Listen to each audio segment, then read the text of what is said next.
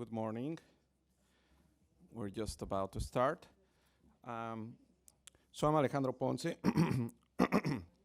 I'm the Chief Research Officer of the World Justice Project. It's an honor to moderate this session. Today we're going to talk first about a study that was conducted last year by the Institute of Advancement of the American Legal System and HiiL on legal needs in the United States. They collected information from more than 10,000 people, and we're going to see first the result of that study, and then we're going to have a conversation with our panelists about not only about that study, but we're going to extend the conversation to really how to use these kind of surveys, this kind of information to inform public policy. What are the strengths, the limitations of these kinds of approaches, and importantly, some thoughts about how to move forward from there. So first, we're going to have Logan Cornett, who is the Director of Research at IAALS at the University of Denver. She's going to join remotely, and we're very thankful because it's, I think, 2 a.m. in the morning for her. And then she's going to have a presentation for about 25 minutes, and then afterwards we're going to speak with our panelists to discuss this further. Hi, good morning, Logan, good to see you. Well, the floor is yours. Thanks. Awesome, thank you. So a quick technical question. It looks like I'm not able to share my slides. Is there someone who can help me with that?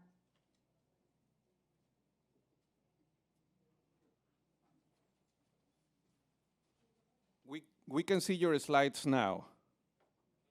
Oh, you can? Yes. Okay. I mean, we're seeing something. I don't know if it's your slides. No, okay, so we are sharing your slides. You are not sharing your slides. And I'm not sure if you can see what we are seeing, so you cannot. Okay, so. No. But that's okay. If you're on the title slide, then I can just tell you when to advance the slides, and that'll be fine. Okay, so we are in the title slide. All right, great. So my apologies for that technical issue there. I am so excited to be here today, even though it is 2:30 or 2:40 now in the morning for me. So we can go ahead and move on to the next slide. I'm going to share some of the highlights of the data that came out of, as has already been mentioned, a joint study that Ials and HiiL published last year. This is our justice needs and satisfaction in the U.S. study. So next slide, please. So before we dive in and talk about the data itself, let's talk briefly about some just background information related to the project. Next slide. So there have been more than 60 justice needs studies conducted in the U.S. prior to our study.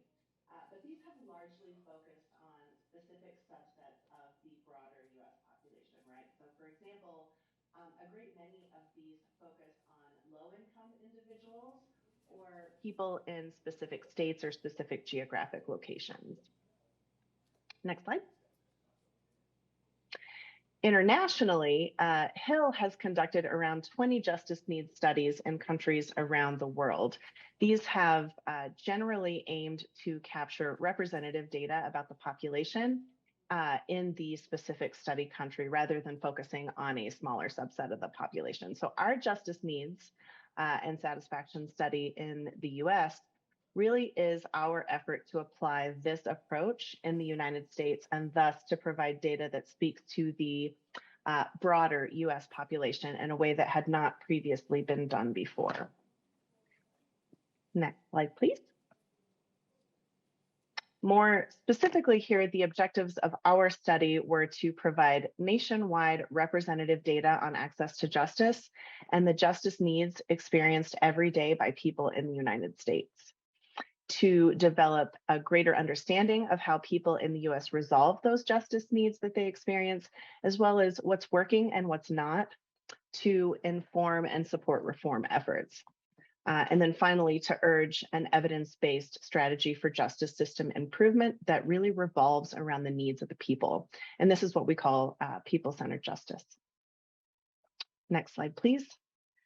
The last thing I want to cover before we dive into the data are just a couple of methodological notes. So for this study, we defined a legal issue as an issue that the respondent had personally experienced in the past 4 years and could have been resolved by legal means. Our sample was drawn from Ipsos Knowledge Panel, which is an online survey panel compiled using probability-based sampling techniques, thus supporting the reliability and generalizability of our results. And we obtained more than 10,000 responses to our survey using that panel. The survey was in the field in August and September of 2020. And once we had compiled and analyzed all of our data, we held a Justice Data Lab in December of 2020. And this for us was really an opportunity to connect with researchers and other experts to discuss our findings and the implications of the results. And then finally here, as is true of all studies, our research has some limitations. So for instance, all of our data is drawn from adult individuals, so legal needs of children are largely not captured. We did not include some vulnerable populations. So for instance, perspectives of incarcerated individuals are not captured. And in addition, the data is all self-reported, of course, because it's a survey, and we recognize that this means there's some degree of subjectivity in reporting and assessment of justice issues experienced. So for instance, we know that some types of domestic violence issues and other kinds of issues are often underreported. All right, next slide, please. So now we can jump in and talk about our findings. So let's start with sort of a broad look at the landscape of legal problems and justice needs in the United States. So next slide. Access to justice has historically been viewed as a problem of low-income Americans who can't afford lawyers. And as I mentioned a moment ago, justice needs surveys in the United States have really largely focused on this group. So our study reveals that legal problems are experienced really across the income spectrum, although the type and seriousness of those legal problems vary. Americans at different income levels experience legal problems at approximately the same rates. So we found that 66% of the population had experienced one or more legal issues in the past 4 years. And the key thing to note here is that no one age, income, or racial or ethnic group is unaffected by this justice crisis here in the US. Still, it's true that some groups are disproportionately impacted, right? So people of color experienced issues more frequently than did white individuals. So for instance, 71% of Black Americans experienced a legal issue, while 64% of white Americans did so. In addition, younger adults experienced issues most frequently among the age groups. The most frequently reported types of problems were consumer issues, personal injury and personal property damage issues, neighbor issues, work and unemployment issues, and crime. About half of the issues identified were completely resolved at the time of the survey. The types of issues most frequently considered completely resolved were traffic and parking issues, personal injury and personal property damage issues, and land issues. The types of issues that were least frequently considered completely resolved were immigration issues, problems with police, and work and employment issues. Next slide.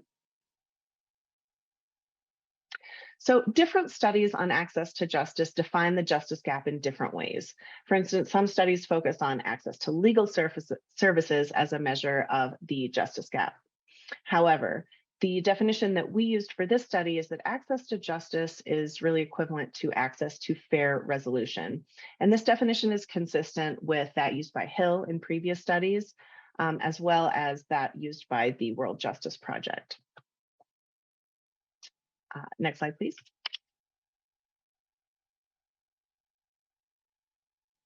So what is the gap in access to fair resolution in the US?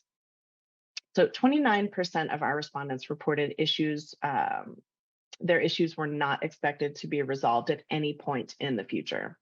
17% of the reported issues were resolved in a way that was perceived as unfair or very unfair. And so when we put this together, this means that 46% of issues, that's nearly half, are expected to remain unresolved or were resolved in a way that was perceived as unfair. So this is our access to justice gap. Next slide, please. So then if we extrapolate these findings to the broader US population, we see that every year, 55 million Americans face 260 million legal problems. 140 million of those legal problems are resolved in a fair manner, but 120 million legal problems remain unresolved or are resolved in a way which is perceived as unfair. Next slide, please. So now that we sort of understand the justice gap and the landscape of legal issues, let's dive in and talk about the impact of these legal problems. And I do want to point out before moving on that the rest of the data that I'm going to talk about relates to for respondents who reported indicating experiencing multiple issues, the issue that they identified as their most serious issue. Next slide. So in terms of the impact of the issues people experience, 45%, or again, nearly half, of individuals experienced at least one negative consequence as a direct result of their most serious legal issue. The most frequently reported negative consequences were negative emotions, negative impact on mental health, loss of money, loss of time, and negative impact on financial well-being. And really critically here, I think, is the fact that the number of negative consequences reported is positively correlated with problem seriousness. In other words, as the seriousness of the problem increases, the number of negative consequences experienced also increases. So let's talk through our data on what we call justice journeys now. These are the paths that people take to resolve their legal issues. So on average, about 3/4 of individuals took some kind of action to resolve their issue, but there's considerable variation here across problem types. So those with family issues, public benefits issues, and land issues took action most frequently, while those with government services issues, problems with police, and traffic and parking issues took action least frequently. Oh, there we go. On average, individuals reported engaging about 2 sources of help. And again, we see a fair amount of variation across problem types. So the top 5 problem types with most sources of help used in resolving the issue were family, domestic violence, public benefits, crime, and employment issues. This slide here shows the top 10 most frequently engaged sources of help overall. And at the top of the list are lawyers at 23%, family members at 21%, insurance companies at 18%, and police also at 18%. And as expected, there is considerable variation across problem types and other demographic groups here. So you may have noticed on the previous slide that only about 14% of individuals reported seeking help from the courts. And so we really wanted to dig into that and understand reasons for use and non-use of the courts. So the most common reasons people reported for not using the courts were perception that the issue was minor, perception that the issue was not a legal matter, or a preference for handling, or rather a preference for a different path to resolution. The most common reasons for using the courts, on the other hand, were that the issue could only be resolved by the courts, a desire for an enforceable resolution, and that the other party filed a court case.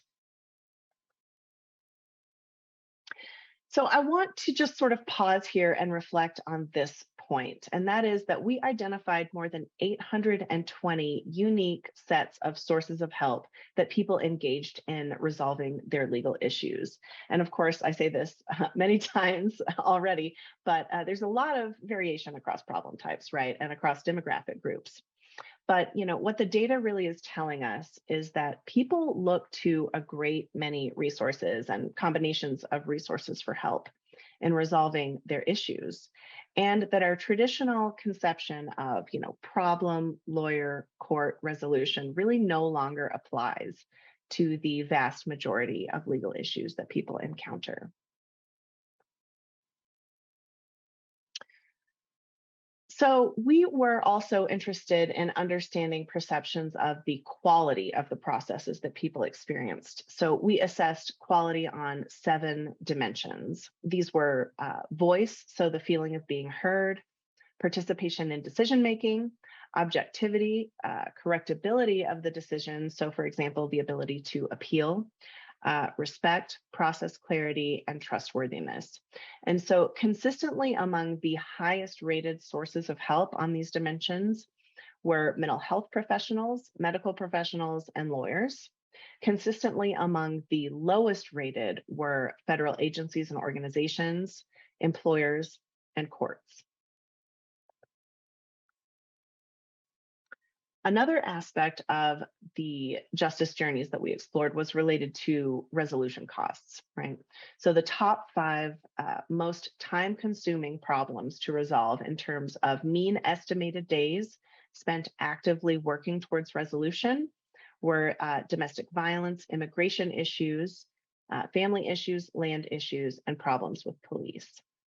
The top 5 most expensive types of problems to resolve in terms of mean estimated cost to resolve were problems with police, family issues, land issues, housing issues, and money-related issues. And the overlap that we see here in these lists suggests that family issues, land issues, and problems with police are particularly burdensome for people to resolve.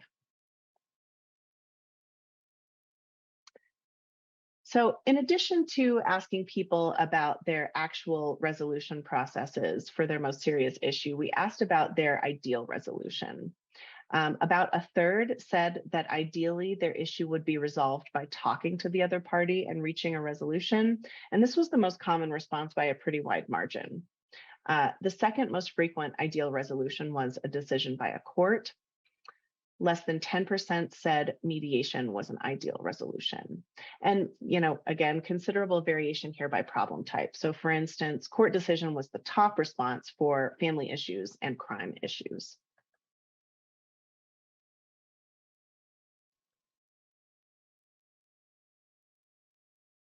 So the final aspect of the justice journeys that I want to share relates to the most important characteristics of resolution to people's most serious issues. So for this question, we asked respondents to identify their top 3 responses. So the proportions here add up to more than 100%.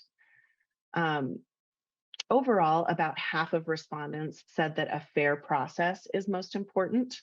The second most frequent response at about 33% was that the solution is fast.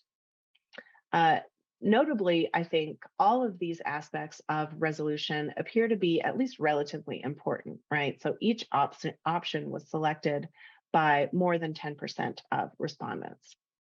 And this is, of course, another place where we see a fair amount of variation by problem type. So for example, much larger proportions of people thought it was important for the other party to understand their position for neighbor issues, land issues, and domestic violence issues than for personal injury or personal property damage issues and crime.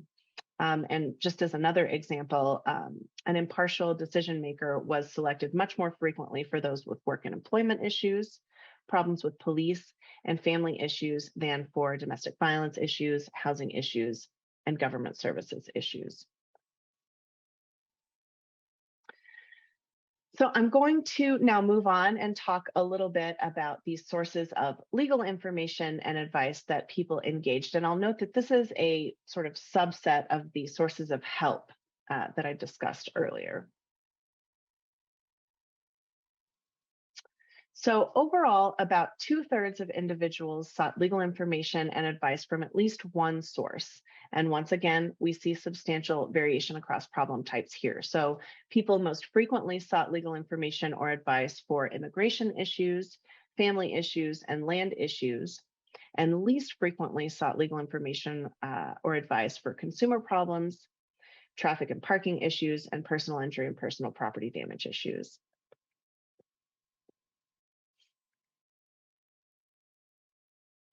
This slide here shows the top 10 most frequently engaged sources of legal information and advice. And at the top of the list, we see the internet at 31%, lawyers at 29%, family members at 25%, and friends at 20%.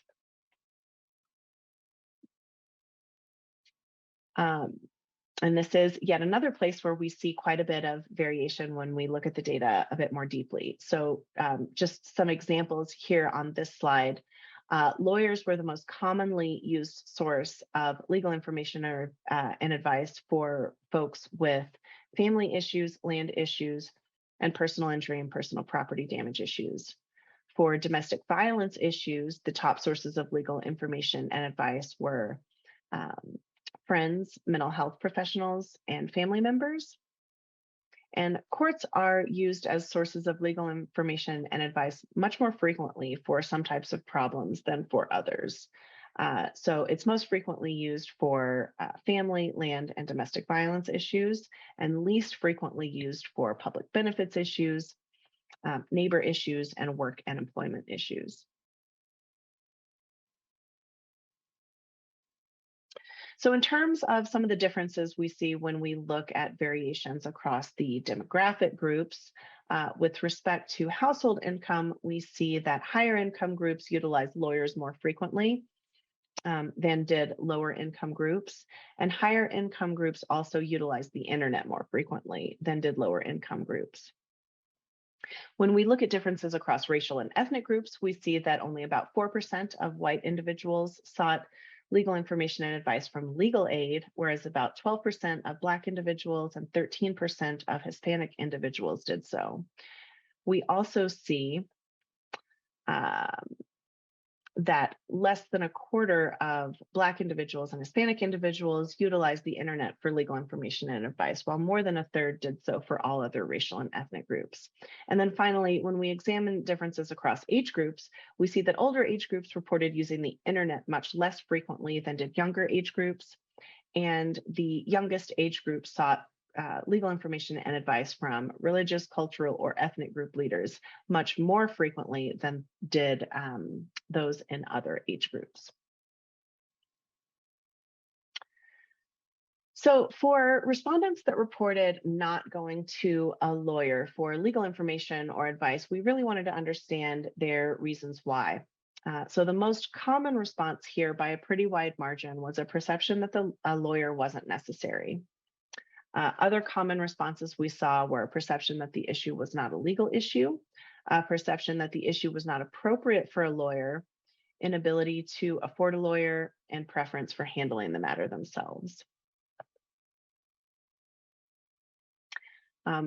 Yet again, a fair amount of variation across problem types here. So for instance, inability to afford a lawyer was the most common response for those with immigration issues, problems with police, family issues, and money-related issues. In addition, a perception that the issue was not a legal matter was much more common for personal injury and personal property damage issues, public benefits issues, and domestic violence issues, and then much less common for problems with police, family issues, and land issues. So finally, here, we asked people to tell us the 3 most valuable characteristics of legal information or advice for resolving an issue like theirs. The most valued characteristics were that the advice or information is trustworthy, is easy to understand, is targeted to their situation, and comes from a professional. Cost was a bit less important. About 1/4 indicated it was important for the advice to be free or inexpensive. And then sort of least important here was the mode of delivery. So 17% said that one-on-one help from a person was most valuable, and about 7% said availability online or via app was most valuable. So the last aspect of the data that I want to talk about really relates to a handful of questions that we asked about public trust and confidence in the US justice system. So we asked respondents to indicate their level of agreement with these 6 statements related to public trust. So only about a third agreed or strongly agreed that if they were involved in a legal dispute, they were confident that the courts would provide a fair resolution. Similarly, about 1/3 agreed or strongly agreed that if they were involved in a legal dispute, they would know the steps they would need to take to resolve it. A slightly smaller proportion, about 29%, agreed or strongly agreed that the more expensive the lawyer, the better the case outcomes. Only 13% agreed or strongly agreed that judges are not influenced by political parties. Just over a quarter agreed or strongly agreed that courts are efficient at making decisions. And finally, just about 21% agreed or strongly agreed that courts are unbiased in their case decisions. So sort of taken together, I think these results demonstrate that public trust in the US courts is much lower than what we would want it to be, and that we have a lot of work to do to improve the justice system in the eyes of the people that it's intended to serve. So I will hand it over now to our panelists there in the room to kick off the discussion. Thank you very much, Logan. Very comprehensive study. I congratulate you and your colleagues for this enormous effort. You have given us a lot of thought, a lot of material to really think about. So now we're going to switch a little bit, just going from the data to how we actually can use this data to inform policymaking. And for this, we have a fantastic panel. So I'm going to invite our panelists to join the stage. So first we have Brittany Kauffman, who is a senior director at IAALS. She has extensive experience. She coordinates the research programs there, and now she's acting as acting CEO of the program. I'm going to invite as well Martin Gramatikov, who is the Director of Measuring Justice at HiiL, has conducted research studies in more than 40 countries around the world, and as well extensive experience conducting legal need studies. And finally, Edgar Kuhimbisa. I think I pronounced it correctly, but probably I didn't. So he works at the Ministry of Justice of Uganda, in particularly the Uganda Justice, Law and Order Sector Justice Reform Program, and has extensive experience working on e-justice and digitalization. So I'm going to start I may join you guys just over there.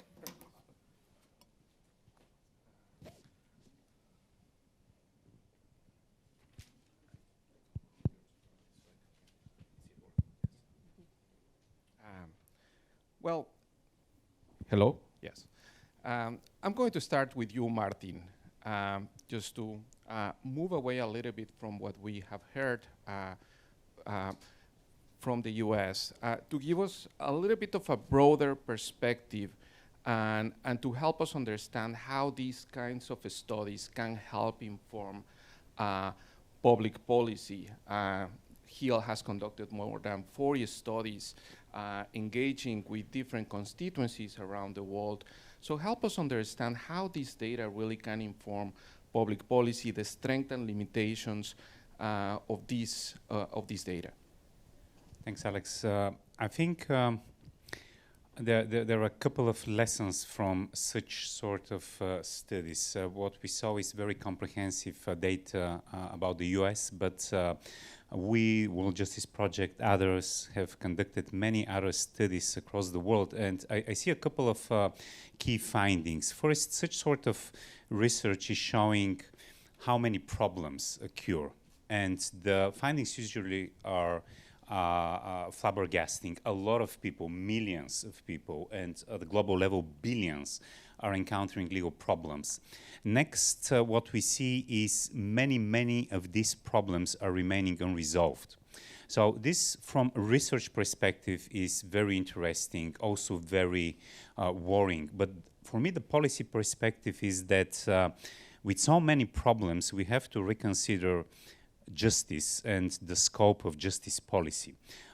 In every country in the world, justice is focused on a very tiny proportion of the legal problems that we see. Or if it were a Ministry of Healthcare, it will be a ministry responsible only for emergency rooms. Or if it were a Ministry of Education, it will be a ministry responsible only for 5 or 6 elite schools. And everything else is being left on its own.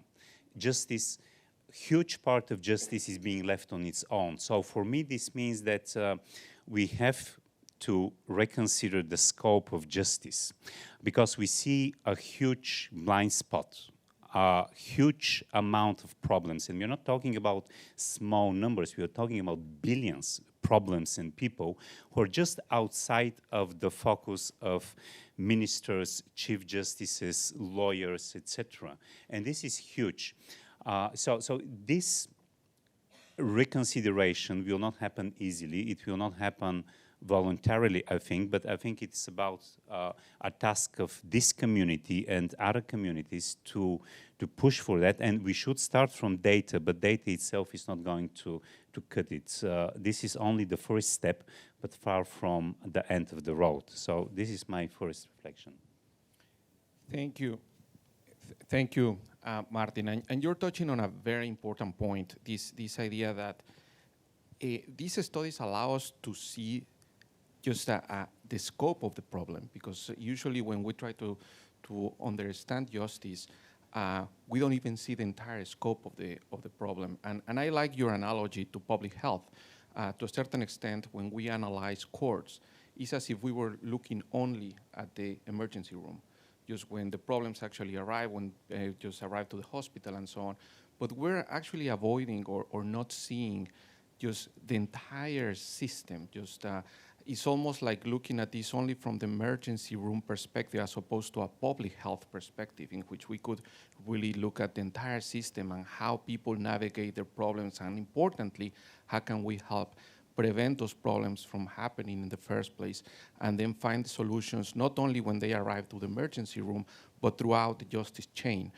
And I'm going to turn to Brittany now, to going back to the results that we have seen from Logan, to talk a little bit about how do you think that this study, these results, can help inform policy in the United States. We know that access to justice has been a huge topic for a long time in the US. So how can this data can help inform debate, policy, innovation? I think the pandemic has shown us that we need to innovate. Just if we really want to move forward, just business as usual are probably not going to help. So please help us understand how this information can guide us in that direction. Thank you so much. I think it's a nice transition to talk about scope, and then to talk about how we move from the big scope of the problem to action based on this data that you have just seen the highlights of. So I think the first thought I wanted to share was the importance of focus and getting specific about the data and the action and the problem. So we often talk about the access to justice problem in the United States, but I don't think we've had a good sense for what that means. A speaker earlier today talked about the abstract notion of the rule of law, and I think what the Justice Needs Study does in the US and as it's applied elsewhere around the world is it gives us focus. It takes it from the abstract to really understand what those problems are and how they're very unique for different people. And so that, I think, is one of the powers of this study, is that it gives us insight into the very unique challenges we have by problem, by different demographics, and by focusing in on that data, we can then focus in on specific solutions. And I think that is one of the key powers of a study like this, is to understand the scope of the problem and understand how big it is, but then use the data in an evidence-based way to focus in on specific action. So for me, in preparing for these remarks and thinking about this study, I got excited all over again to think about how do we take this data and move forward with specific action for those different groups. And then second, it really powers innovation, and we have seen a lot over the last few years in the United States where innovation has happened, and we can focus in on a few different ways, I think, in those specifics to make change. So one is, this really calls for upstream solutions because we see how impactful these problems are. And the way to address that impact is to address the problems, either avoid them or address them as early as possible. So I think this really drives for a call for upstream solutions. One quick example in the pandemic that we have seen in the United States is eviction diversion programs, where we have seen landlords and tenants partnering early on to avoid eviction in the first place. So upstream solutions is one goal, and innovation. The second would be innovation in the processes themselves. We see that people go online, and the more we compare justice online with the in-person experience, as we have seen throughout the pandemic, and continue those innovations, the more we will be able to address people's justice problems. And then lastly, thinking about how we transform our system altogether. We have some, and for example, the delivery of legal services. We have some wonderful innovations happening in the United States with regard to the delivery of legal services and who can deliver those legal services. And so I think this data also calls for a complete transformation in how we think about the delivery of services. Thank you very much, Brittany. So very, very to the point. I like just your remarks on how these help focus the conversation. I think sometimes we talk about legal problems, but I think that we need to be talking about housing, family, just all the specific issues, and the research that Logan showed us really point in that direction, how the different journeys for the different types of problems and the comments that you provided as well on try to attack this really just at the beginning through the justice chain, but not forget about systemic transformation and I will go back to some of those points. But before going there, Edgar, I think you have worked in Uganda. Uganda has done several rounds of these studies, so you can actually talk about just how these studies can help inform policy decisions. And importantly, I think you have a very interesting perspective about how to engage not only the formal sector, but also the informal sector and the community-based efforts. So if you can talk a little bit about how this has worked in your country. All right, thank you, Alejandro. I think from what Martin mentioned, having a more enterprise approach, to access to justice and the rule of law. That's been what we've been working on in Uganda over the last 20 years. We have what we call the sector-wide approach to access to justice in Uganda, where we have all these government players, civil society organizations coming together under a framework where we support each other, where we collaborate, we cooperate, communicate in terms of how we can effectively deliver access to justice. So, that's sort of like our justice delivery architecture in Uganda over the last 20 years. A partnership with HiiL, I think for the last 5-6 years, we've conducted justice needs surveys. And I was very excited to see what Logan was presenting, because it kind of reminds me what we've been going on. The challenges are pretty much the same, because when you look at the justice needs that go down to the community level, where we have to be able to find out what exactly happens to the ordinary Ugandans when it comes to access to justice. And the interesting bit of it, Alejandro, is that has inspired a lot of interesting action, specifically around innovation. And a partnership with HiiL has created an innovation ecosystem, where as a result of the justice needs surveys, talking to people, getting to know what their problems are, what their challenges are, we've been able to inspire innovative approaches to access to justice through the accelerator program, where different young people have come up with new ideas around solving these problems that everyday Ugandans face every day, around mediation, around crime, around labor disputes, and I think for me that has been the catch, in that it ceases to be a government-led effort alone, but it involves so many other players that have come together to find real solutions to real problems. And for me, that has been the catch, and in a way that has made this problem not just a JLOS or a government or people who are involved in this space have realized that it's all about collaboration. We have to work together. And that has been a driver for change. And at some point, we've also partnered with the private sector. They recognize that they have a very important role to play. And the reference is all about the data that we collect on a daily basis.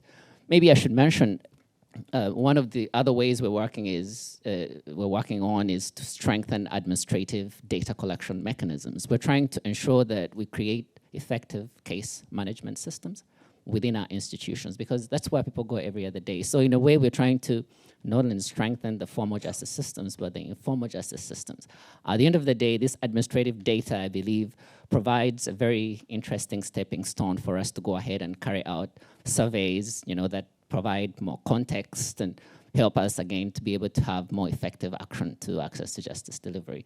And so that is where we are right now. Maybe the challenge is, how do we effectively measure issues of quality as well? Because it's not just about quantity. Sometimes we want to make sure that we appreciate what we're doing to deliver access to justice, but then how do we ensure that people have meaningful access to justice?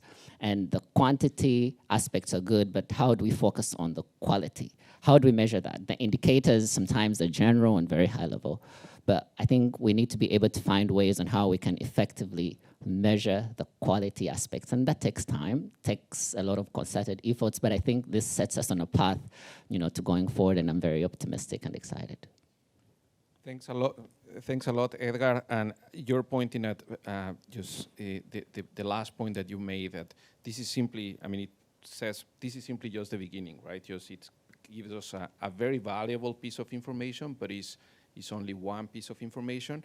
And I would like to go now to some of the challenges, really, just of using this kind of information. And I will take advantage of the expertise that each of you have to talk about three in particular. So one, the first one is about the data, just that Edgar started referring to. Just we know that legal needs surveys are quite expensive. So, and this is something that cannot be conducted every year. So we need to find better ways to collect this kind of information, better ways to, just Edgar was mentioning this, to collect other types of information and really come up with a coherent story, just putting it together. We can, as a community, we cannot just simply say we need more data. We need to indeed be able to say something about how to use that data to inform policy making, and importantly, how to institutionalize these efforts as well. Then also a little bit about the coordination problems, because I think just this looks at a very big, from a very big point of view, but there are a lot of different institutions involved in coming up with a solution, and that can be very challenging. Brittany was alluding to a systemic transformation, but even just giving the data to the right people and informing the right communities is a challenge in itself. Coordinating a response is a challenge in itself.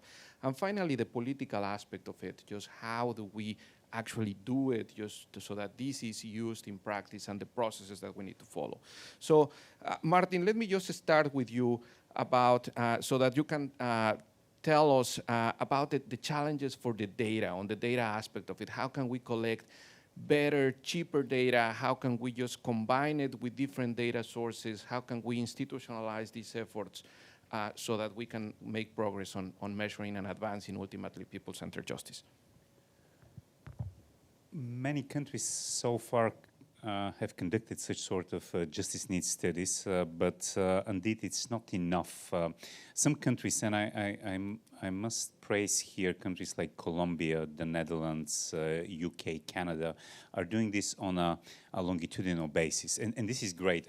Asking people is the ultimate people-centered justice, but it is indeed not enough. Edgar mentioned about administrative data. Administrative data is hugely important. Data from different domains, as we see few of the problems are kind of a clear-cut legal problems. Very rarely you have a problem which has only a legal dimension that goes to a lawyer. The lawyer prepares documents or advises the client. The problem goes to court and everything is fine. Problems are very, very mixed. So that's why I think in terms of data, one of the biggest challenge is to start enhancing justice needs data coming from surveys with administrative data, but also data from other streams. And I'm thinking if you are a Minister of Justice and you want to do people-centered justice, let's say in land justice, you probably don't want just to look at a case law of courts. You want to have an idea about the administration of land, the cadastre. You probably want to have an idea about informal mechanisms. You probably want to have an idea about climate data, especially if you live in climate change affected area where floods and droughts and all these things are affecting how people use and fight for land. So all these data focused on a particular problem, I think is the way forward. How to achieve it is the political components. There are some bright examples. I just want to praise here Honorable Chief Justice of Kenya, Martha Koome, who has a document called Social Transformation Through Access to Justice, and I truly invite you to have a look at this document. And it's one of the brightest examples I've seen in that, using data to progress towards justice. Thank you very much, Martin. Let me go to you, Brittany, now, precisely talking about the challenges of coordination. Martin was alluding, just talking about just the challenge, for example, of simply housing data, but just if we talk about all the different legal problems, all the different institutions that are involved, there are different levels of government as well in federal countries like the US. So how do we start thinking about this problem of coordination and feeding the data into the hands of the right people? Thank you. I think that is one of our biggest challenges now as we look at this data is the coordination and the complexity that we have across our system and across society, and how many different people touch different aspects of these justice problems, from before they become justice problems, society problems, to when they catch into our justice system and our justice problems. It's heartening to hear from Edgar and to hear about the partnerships and the community connections that are being created. We're still just, have recently released this study, but I think that's my immediate takeaway is we can have all of this data, but if we don't start working with it and sharing it with others and talking about how to use the data, it will just not have a great impact. And so I do think our big challenge in the United States is sharing this data and then collaborating together and creating partnerships across the different complex systems. And even recognizing we need very specifically to look outside the justice system to others in the community and partner externally, and to create those justice system and partnerships. Otherwise, we will not have that real change. And so I think that complexity is the challenge. That's, I think, has to be a focus in the United States, but also one of our biggest barriers. I do think having the data helps bring people on board. Unfortunately, in some ways, I see this data and I think this exactly tells us exactly what we already knew. But there are a lot of people who don't understand or who don't believe in it. And so in addition to the complexity and the challenges of, I would add getting people on board with understanding the scope of the problem and how to tackle it. Excellent point. And I think the point that you were making before about really trying to understand this throughout the justice chain is an important one as well. Edgar, now going to you on trying to understand this from a political perspective. So you have, Uganda has gone through a process in which there has several rounds of data. So really trying to just understand how this has informed policy discussions and some of the lessons that we can learn from your experience. Thank you. I'm just thinking that maybe we need to start seriously thinking about data leadership, because most of the time we focus more on data governance. How can we have effective mechanisms for collecting this data, for processing it, for sharing it, and that's great. But I think if we're to move the needle, and Brittany, if we're to have that collaborative enterprise-wide approach where data really makes or inspires action, from just insights to decisions, then I think we need data leadership. And when I talk about data leadership, I'm not thinking about the political leaders necessarily, but I'm thinking about data leadership at all levels.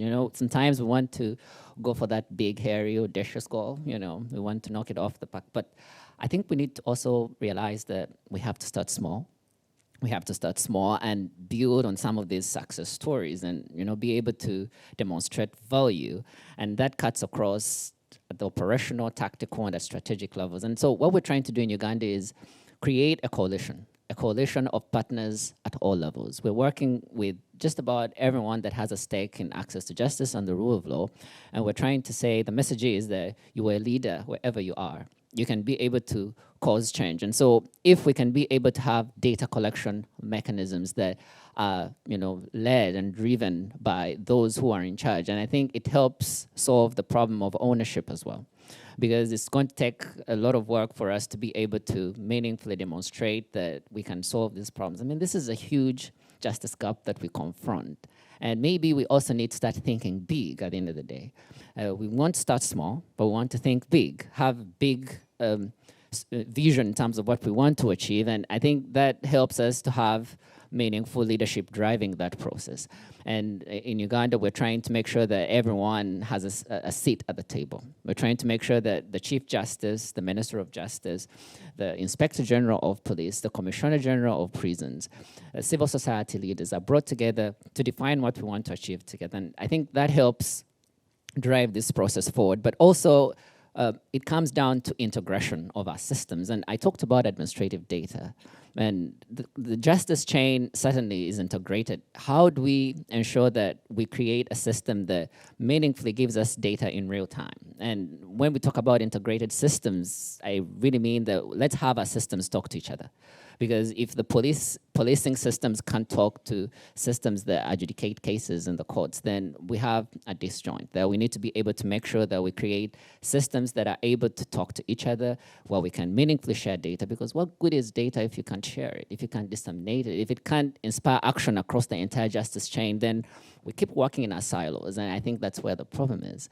And so I think we need to have that leadership across the board, where everyone at every level knows that they have something to contribute, and they can begin to come up with small interventions, but with a big vision. And all that put together, I think down the road we'll be able to confront this justice gap that we face. And I think the story is not any different in Uganda, Brittany. I think we still have the same issues that are right there in our communities. And I think the best way to approach this is to have, strategies and that are able to, be right at the grassroots. And that way we can see change, and we can be able to demonstrate that there is value when it comes to the data that we put forward. And leaders will believe that if we can be able to demonstrate what the problem is and also demonstrate the solutions, I think that will be able to drive meaningful change along the road. And I think for me, that is my key takeaway here. And I'm hoping that we can be able to build these coalitions, not just at local level, but at regional level, national level, and international level. It comes together that way, I believe.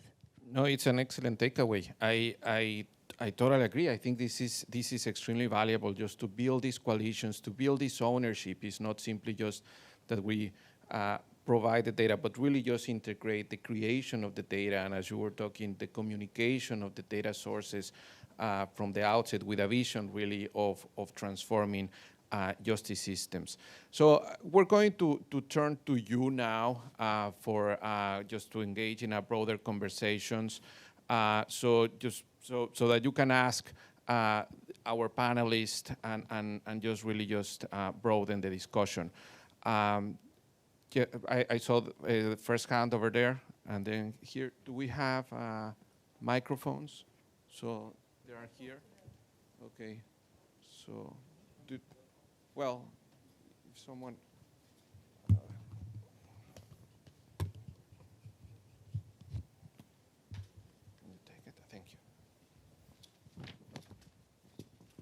And if you can introduce yourself first.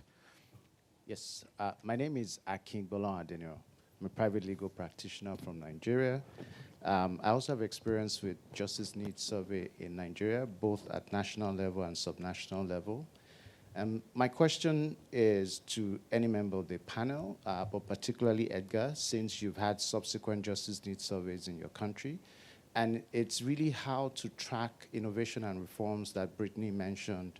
When you do have subsequent surveys, are you able to see what made a difference in something improving so that we can x-ray that solution? If you can give examples that you've seen in subsequent surveys, so that those would then inform good practices that maybe we can replicate. Thank you. Do you want to answer now, or do we collect? Okay, so let's collect some questions. Here, I think she was first, I think. Thank you. My name is Carolina Raad. I was just wondering about the method. I think it's very interesting to see all the quantitative data that you collected, and it's very important to get a view of the amount of problems and how the problem is sort of. Well, let me rephrase. Are you using any quantitative data as well? Because I'm more familiar with quantitative data, especially narrative analysis. Are you using any sort of that method in order to resolve problems? You mean qualitative data, right? Yes, of course. Yes, I'm sorry. I'm sorry. Okay. Over there, I think. Oh no. Yes. Yes. Thank you very much for the very informative panel. My name is Rose Washuka, and I serve as the Chief of Staff in the Kenyan Judiciary. And increasingly, it has become quite apparent that there is need to move focus away from institutions to communities, families, and people, and to reimagine and renegotiate the meaning of justice, and probably to move away from the narrative of delivering justice towards access to justice, because different contexts have different methods of resolving conflict. And I just want to hear from the panel, what are the strategies to moving towards more people-centered access to justice? And how do we at institutions and global forums such as this guide our respective governments and countries and institutions and agencies to actually move away from focusing on building those institutions towards giving back the power to resolve disputes to the people where it actually belongs, and how to reassess and redefine what justice means in various contexts? Thank you very much.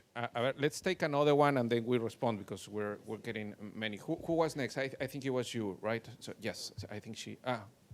Well, I think she raised her hand first, just in the back.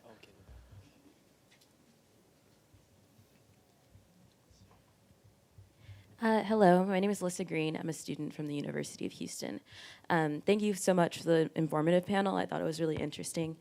And as a student, especially living in the US, I would like to argue that we have a problem not with data, but with the representation of data, both on a communal and national level. And I believe Brittany brought up a point saying people who do not believe in data are often, are coming up, especially more in our country. And I was wondering what the panelists think is the solution to that problem, because you can have amazing data as we were presented today, but what exactly should be the solution to allowing people to not only have access to this data, but to be able to understand that this is correct data that you should take into account for your solution? All right, so let's try to answer. We have a lot of questions, so let's try to answer them quickly. I know some of them are very comprehensive, so just please pick the ones that you consider. Let's start with you, Brittany. Yes, I actually will weave a little bit of this together because I think qualitative analysis is a really important part of this and an addition to what we have already done. That is something that I would love to do a follow-up. I can wave my magic wand and add to the work that we've already done and do a follow-up qualitative study because I think it provides more voice and more in-depth understanding of the data from personal perspectives.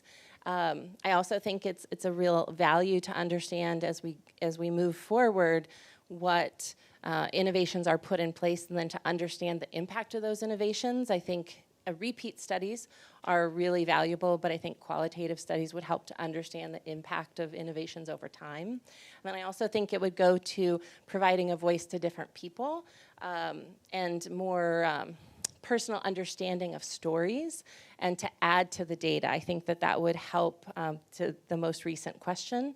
I do think there's a lot of work to be done in terms of how we collect data to make sure the data is representative and then also to share it and have that broadly distributed and include all voices. And so I think qualitative data has a really important role in that. All right, maybe I'll just quickly respond to the question that came in, how do we track progress across various surveys? I think Martin would actually be more competent to talk about that. He was in charge of the methodology and all that. But I think we've done 2 surveys so far in Uganda. We did one in 2016, right? And I think in 2019. Now, that was a follow-up to the one done, I think, 3 years prior. I think in terms of tracking progress, yes, that was very, very important for us as well. We wanted to understand what has changed. And I think in between 3 years, of course, we were able to assess or even measure any kind of meaningful changes brought about by a couple of reforms. But I think at the end of the day, we wanted to make sure that we don't work in a vacuum. We wanted to make sure that our data is alive and well and speaks to the real issues on the ground. Now, that is sometimes very hard to measure. Over a 3-year period, it's difficult sometimes to measure, meaningful progress and impact. But that was a very key component, I believe, in the 2019 survey, and I think Martin can speak to that. Yeah, I can give it to you. Yeah, thanks. To the question of former Attorney General Denarian, and indeed, survey research is not the greatest tool to track impact, and I think this was the gist of your question, but it's a great way to look at trends in society. So if we want to see impact, there are other ways, and the golden standard is the randomized controlled trials, and but then you go into very specific sort of evaluation. But survey research shows change. Luckily, I think for good, what we see throughout different longitudinal studies, there is not huge change in the field of access to justice, but it also shows that the gap is not decreasing; it's actually usually increasing slowly. So this is the important part of surveys, and I completely agree with you that you cannot have only the quantitative side without understanding the qualitative side. We just didn't have enough time to get into the why questions, but very often when we see 23% of people go to lawyers, and then of course the next question is why? And who are these people? Did they have other options? Did they consider these options? And this is already the narrative that you are advocating, and we are completely in agreement that this is needed, and in general in the legal field is needed to do much more empirical research. And to the point of Chief of Staff Vachuka, what we can do, at HiiL at least we have a theory how people-centered justice can be operationalized, because it shouldn't remain an ideal. It's a great ideal, but if we don't put it on the ground, if we don't make sure that at least one person in a country, hopefully millions, are benefiting from better justice, then we are not doing a great job. So we have an idea how people-centered justice can be broken down into components, and these components, very briefly, are data about people's the needs of people and community, understanding about which solutions work and then replicating these solutions, massive investment in innovation and scaling up of models that work. And last but not least is also strengthening the political leadership, the thing that we did talk, because data itself is not going to make lasting change if people who are making decisions are not working for people, are not confident that the problems of land, problems of family justice, problems of housing, all these issues that we see in the service, if they don't believe that these are the priorities, we are, as civil society and academics, we have very little tools. So this is what we can do, but also what we can do is to learn from great examples. And I said from your own country, Chief of Staff, great examples are coming.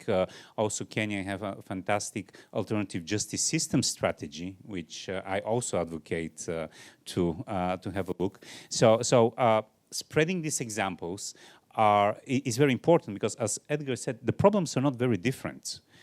This presentation, if you change the US with another country, it will make sense.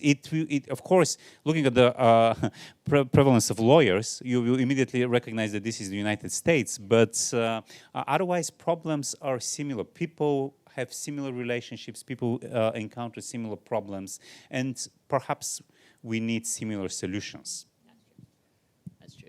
Maybe, Martin, just to add on to what you said, Rose had a very interesting question. How do we create more people-centered, community-driven approaches to justice? I think from our justice needs survey, I think one key underlying factor that came out strongly was that many people would rather solve their problems at community level. And I think in Uganda, we've tried to take a bit of action as far as that is concerned by strengthening our informal justice systems.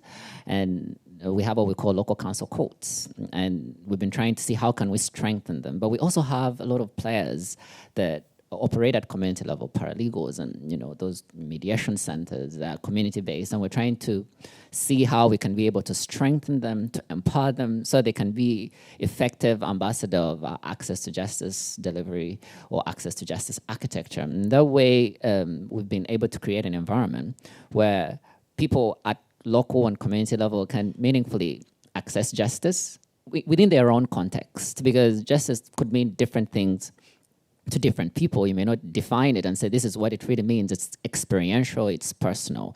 And creating an enabling environment, I think at community level, I think sets us off, gives us a stepping stone and a platform where people can be able to say that, we've had a very good justice journey at the end of the day. And it doesn't have to, it's about a fair outcome. You don't have to win the case, but at least there's an element of fairness.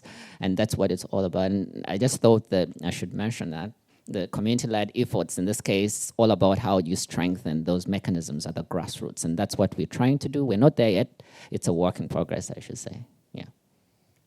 Thank you, Edgar. So let's take another round of questions. So I saw the first. I know you were before. Yes.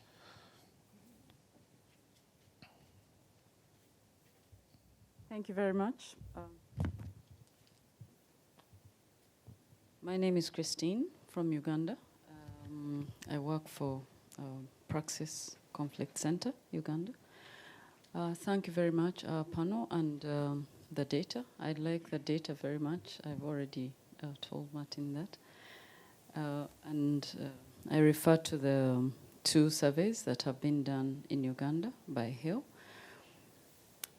And I want to say, we didn't introduce ourselves, but when I look around the room, I see a lot of actors. I see very little political leadership, like representatives of governments. And the question is, who is reading the data? And who takes our resources in taxes? We mustn't let off the hook the political leadership, because they have a duty towards the ordinary citizen, in terms of making sure we access justice. I think Martin told us about healthcare and education. The rule of law and access to justice is part of it. When they did the survey in Uganda, I think it was the 2016, but followed up by the 2020. It showed that 95% of all people in Uganda go to the informal justice, mechanisms when they have a legal problem, as opposed to 5% to the formal. But then, when Parliament, appropriates the budget, all the money dealing with administration of justice goes to the formal justice system, okay? And so what that means is that the ordinary person is left to themselves. They don't go to the formal system because of the many reasons that the qualitative would bring out. And it's good for us to make all these efforts, but we must bring to account the people who have our resources to be able to support the ordinary person to deal with justice issues.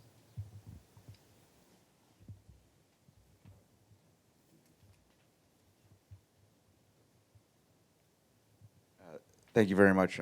Alain Norman, American Association for the Advancement of Science.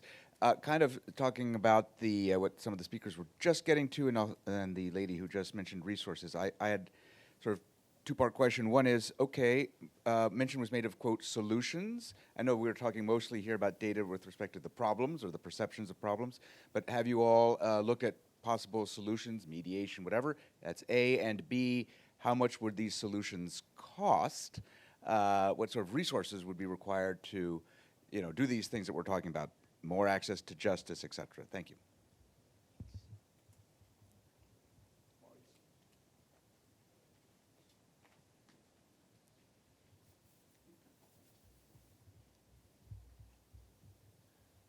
I'm Maurits Sparendrecht. I'm R&D Director at HiiL.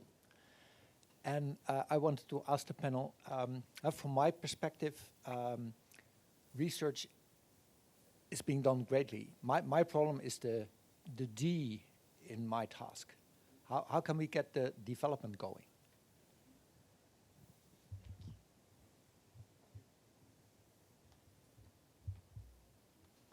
Hi, I'm Matthew Burnett with the American Bar Foundation.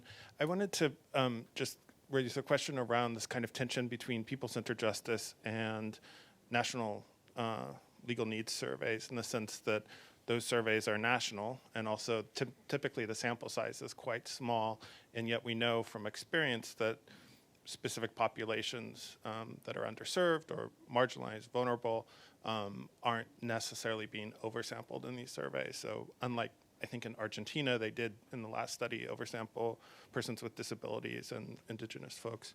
But then also how that connects to some of the other scholarly contributions around regional variation and rurality, the experience of people in rural contexts, questions about sort of intersectional identities. So if you're LGBTQ and Black and a woman, that disproportionately raises the likelihood that you're going to experience those needs. So how do we kind of come together on some of the challenges or limits of national legal needs surveys and what we're learning from other scholarship? Thank you. Let's take another one.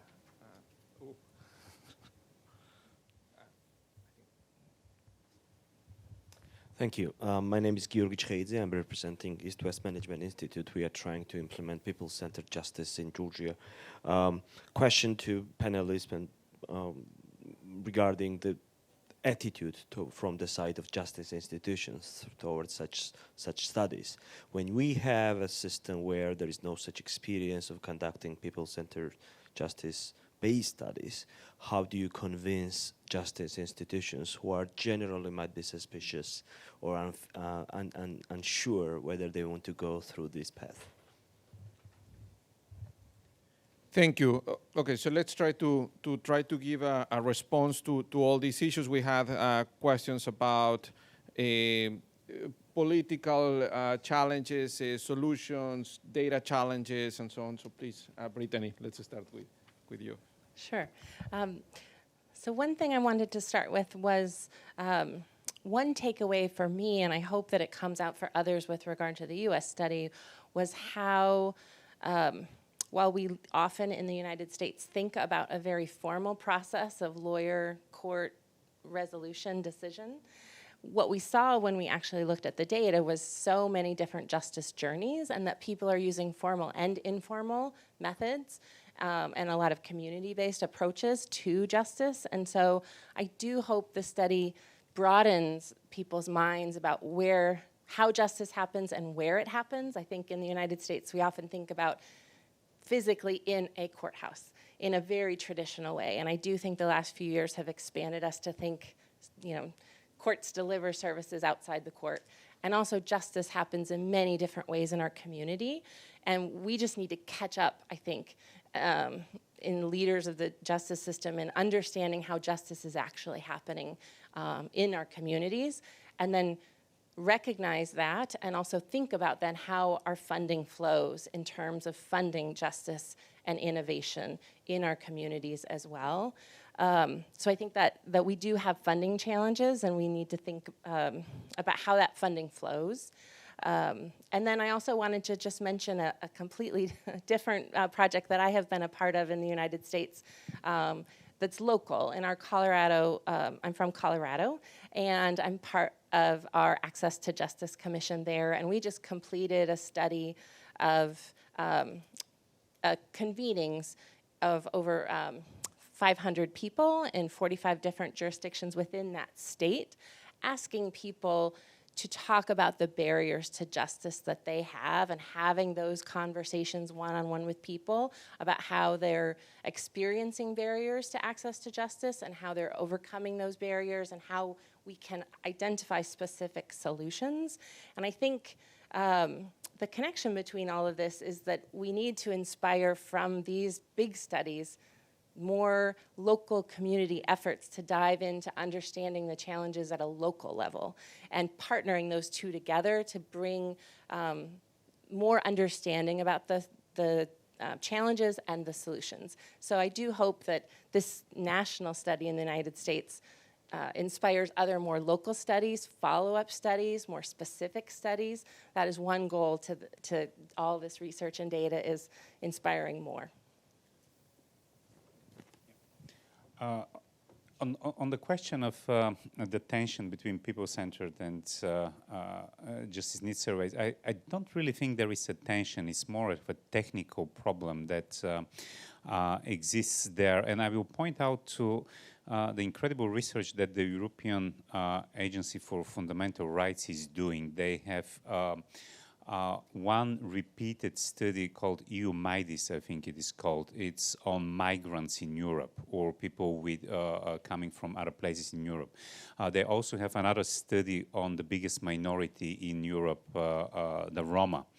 And these are huge studies, extremely expensive, extremely well designed in order to understand the problems of these communities. Actually, they have also very big repeated study on LGBTI, and I've seen how it works. It's extremely costly, also extremely difficult to organize politically, and so it's not like we don't want to cover these populations. We just don't have the means. If we had the options, of course, this will be the first choice. So I wouldn't say there is really a tension at that level.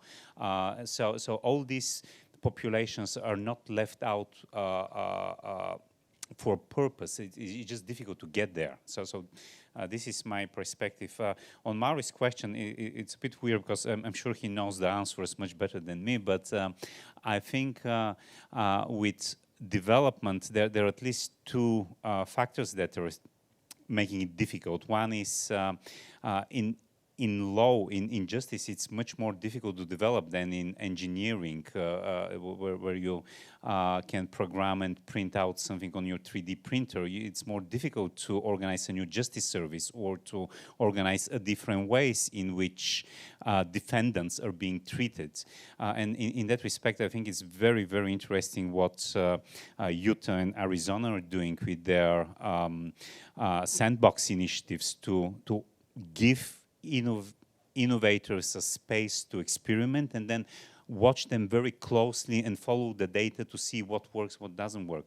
And the second reason I think development is is difficult is survey research is telling us what's going on, but it's not telling us a lot of why. So all these causal relationships, why something is happening, what will happen if you do something, whether it will happen in a different way. We don't know much about that. And in the same answer probably to the alternative dispute resolution question, we don't know much about that, and that's why much more data, much broader data is needed, and much more attention to these problems from perspective of people, because at the moment the perspective is institutions, professionals, political environment, and much less on people and community. Well, I'm thinking that we have to also broaden our scope in this case. I mean, be more innovative. It's very expensive to conduct these surveys. You know, maybe after a 3-year period of time, every 3-4 years, it may be difficult for you to have the resources to do all that. We're trying to be more innovative around this. I think recently we did an electronic justice needs survey in partnership with HiiL during the COVID-19 pandemic, just to get a sense of the effects of COVID-19 on access to justice. It was a more cost-effective model that cut back on resources, was conducted online, and gave us very interesting insights. But I'm also thinking that maybe if we strengthen our other local data collection structures at community level, those can be very important sources of real-time data that we can collect on a regular basis, that put together, I think, help us broaden our scope, and we don't have to wait for that famous big survey every 3 years. We can have meaningful sources of data across the board from our different players and partners at local level. And maybe just to react to what Christine said about leadership, that's very interesting, because it's always difficult to put our money where our mouth is sometimes. But I'm just thinking that maybe we need to make sure that leadership appreciates the value that this brings to the table. Just to give you a quick example, our police leadership are confronted with the need for data to be able to inform action and reform. They've realized that they need to invest a bit more in how they collect data related to crime. And there's a lot of interesting processes going on right now to create more effective data collection mechanisms in the police. But guess what? It's coming from the top. And it's a command-driven initiative now, because they appreciate the role and the value that data brings to the table. So I think at the end of the day, our political leadership need to realize that this is something that cuts directly into our overall output as institutions in terms of what we bring to the table. Maybe that will drive action along the way, but I'm very optimistic that ultimately it's not just one particular group of people that will cause meaningful change. Like I said at the beginning, everyone is a leader in their own way, in their own right. Wherever you are, you can be able to, we can be able to create that movement that will ultimately cause the change we want to see. Yeah. Thank you very much, Edgar. And we're reaching the end of our session. I will just try to summarize. It has been a very rich discussion, and just probably 4 takeaways. So the first one is obviously just to praise the data. So the data is there. There is much more that can be investigated in the data. So just to look at it, and just what, really just can help us to focus the conversation just along some of the points that Brittany was mentioning, just the upstreaming solutions, the processes, the systemic transformation. Number 2 is this idea of people-centered justice. I think the data that we've seen is really moving into that direction, and I think that's where we are seeing the movement in terms of evidence to support this idea of people-centered justice. Something that we didn't talk as much about, but that it's happening globally, is just this idea of the new indicator as part of the Sustainable Development Goals, 16.3.3, which essentially uses these kind of surveys to measure just access to justice, so which is encouraging countries to start collecting this information through institutional means, so that it's not simply isolated efforts, but really just are embedded into the policy processes. Number 3, we talked about data, just that we need just more data, just smarter data, cheaper data, just also qualitative sources, just expand the studies that we have seen to the local level. I think these are simply just blueprint guidelines that help us guide some of the discussions, but we know that more work is needed, something that that Martin mentioned, the why things are the way they are. We're going to have a session later today, sponsored by the American Bar Foundation, on the research agenda, really just on trying to investigate how we can further the research agenda, counterfactuals, and so on. And fourth, and finally, just this aspect, the political aspect of this, and I just staying with the last point that Edgar was making, just on really just building coalitions. I think we all need to be part of this process. We all need to political leaders need to be involved from the outset, just as the key audience. But it's not the only audience. I think there are many others, and this should be a joint effort. We know that there are a lot of challenges, coordination challenges, leadership, and so on. But it's something that we should just start to look for from the beginning. So to conclude, just thanking our panelists, Logan, who I don't know whether she's still there, just probably she's sleeping. Just thank you, but just thank you very much. Excellent panel.